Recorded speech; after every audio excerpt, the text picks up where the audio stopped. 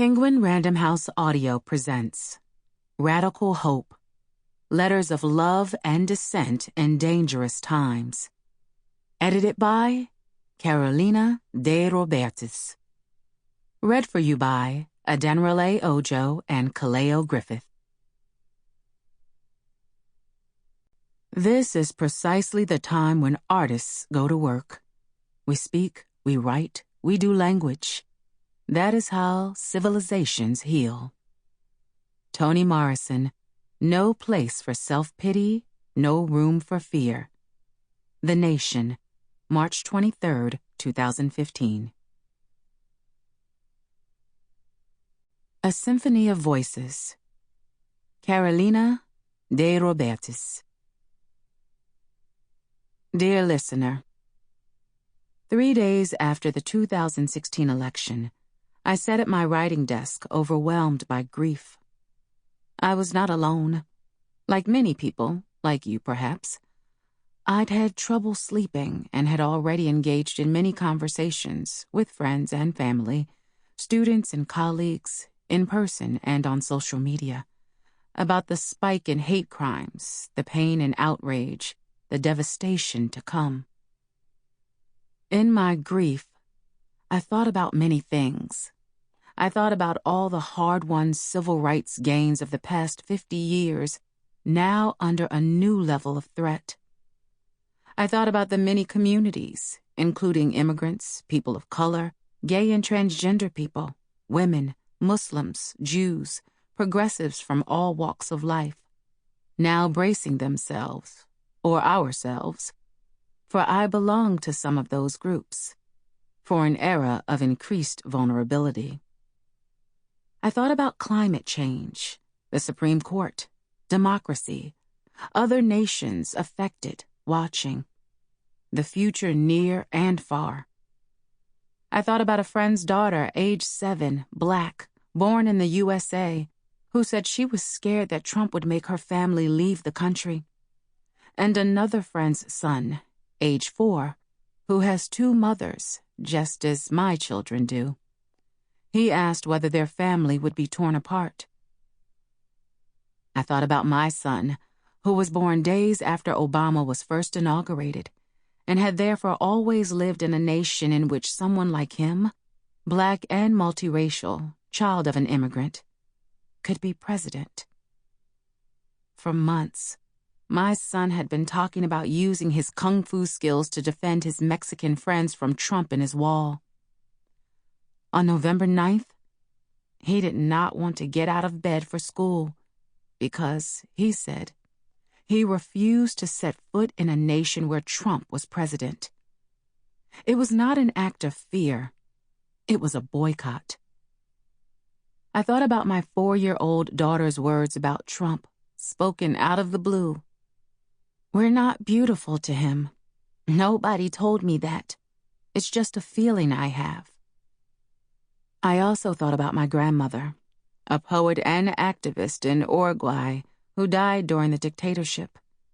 Born in Argentina, exiled under President Juan Perón, who, it must be pointed out, was not a dictator, but a democratically elected authoritarian. She found refuge in the calm little nation of Uruguay, only to later watch both her native and adopted countries fall prey to military coups and reigns of terror, imprisonment, disappearances, and torture. Her later unpublished poems, found in her house after she died, speak to the depths of her sorrow. She never had the chance to see those dictatorships lift. I wondered how she'd managed to get through each day, to stay alive inside, to keep fighting in the face of repression, to keep the faith, to take the long view. And I wondered about hope. Had she been able to retain any hope? Could she ever have imagined that years later, in 2010, 2 of the brutally tortured political prisoners of the Uruguayan dictatorship would rise up to become the beloved president and first lady of the nation? That Jose Mujica and Lucia Topolansky would preside over an era of unprecedented renewal and progressive change? In the thick of the bleak times, How could she have imagined such a future? How could she have imagined that the seeds of a bright future lay right there in the horrific times themselves? If I could go back in time to reach her, what would I say, and what would she, reaching forward toward me, where I sat at my writing desk, have to say to me? I thought about you that morning, though I may not know you personally.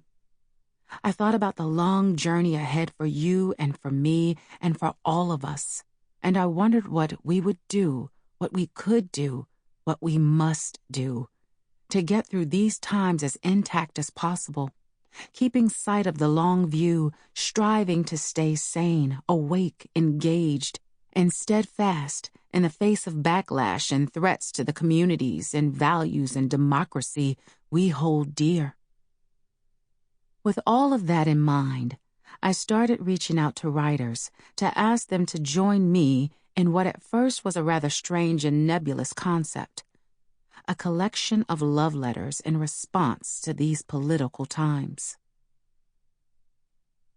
Why love letters? The epistolary essay, or essay in letter form, has unique powers. A potent example, one that inspired this book, lies in the great James Baldwin's My Dungeon Shook, letter to my nephew on the 100th anniversary of emancipation, published in The Fire Next Time in 1963, the same year Dr. Martin Luther King Jr. penned another seminal and brilliant epistolary essay, Letter from Birmingham Jail. Baldwin's letter is addressed to his young nephew, and it gives voice to the injustices of institutional racism, the beauty and dignity of Black life, and the need for social change. The tone is at once tender and analytical, impassioned and nuanced, sweeping and deeply personal.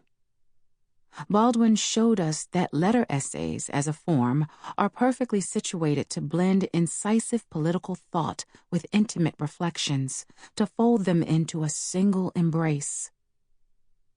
And that's where the love comes in. Love is the blending agent that fuses the political and the intimate, providing urgency to one and context to the other. In a letter, the thoughts at hand are undergirded by the need to connect with the intended recipient. And this spirit of extension beyond oneself can link social themes to our personal spheres, to what cuts the closest and matters most. It is love that pushes us to face the journey toward justice without flinching, love that impels us to keep going on the long, hard road, love that provides the moral compass and the map. As for the word dissent, it entered this project as an expression of how these letters defend truth in the face of repression. As my exiled grandmother could have told you, it doesn't take a dictator to create an atmosphere of fear and shut down freedom of speech. All it takes is a bully at the helm, using threats and intimidation against any journalist, or former Miss Universe, or Hamilton actor, or ordinary citizen, to raise the specter of silence and censorship. And so, in such a climate, we can either silence ourselves and live in fear, or we can stand ever taller and speak. Dissent is verbal resistance. It is the affirmation of our voices, of our worth. It is, in a democracy, a fundamental right. And, in fact, dissent is not unrelated to love. They are complementary forces. In a climate where bigotry is an explicit value of those in institutional power, speaking love is an act of dissent. The responses to my call for letters stunned me, with their generosity, their depth, their keen insights, and raw sense of urgency. I could not be more moved or humbled by the authors whose words are gathered here. They are leading novelists, journalists, poets, activists, and political thinkers. They are a collective mirror of precisely what makes this society strong and beautiful. They are members of diverse communities with roots all over the world, hailing from Syria. Sample complete. Ready to continue?